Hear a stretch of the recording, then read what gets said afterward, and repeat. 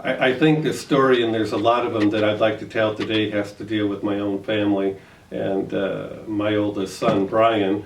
And all dads are very proud of their kids, and I'm one of those. And Brian grew up in scout camps and was on camp staffs. And two unique things for him. He was up at Camp Tracy, and that's the first class camp for the 11-year-old boys.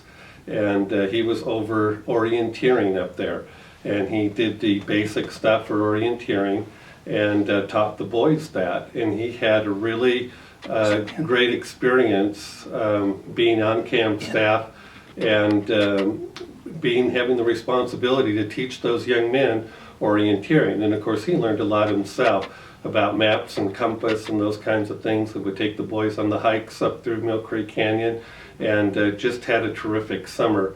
One of the other experiences he had was working on winter camp staff, and they would get done with all the things they did on Friday nights, and then the staff would go up and do what they called snow jumping, and they would hike up the area there at Mill Creek, and they would jump into these big drifts of snow. But more significant than that, they would do a campfire up there, and they would there were 2 or 3 returned missionaries, and they would break out their scriptures, and they would sit down and talk about their missions. And Brian was about 16 years old then, and it really had an impact on him. And obviously we like to think that we had an impact as parents and unit leaders and priesthood quorum leaders, but that experience of being there and being around those young men, in a non-threatening type situation, had a huge impact on him. And Brian did serve a mission.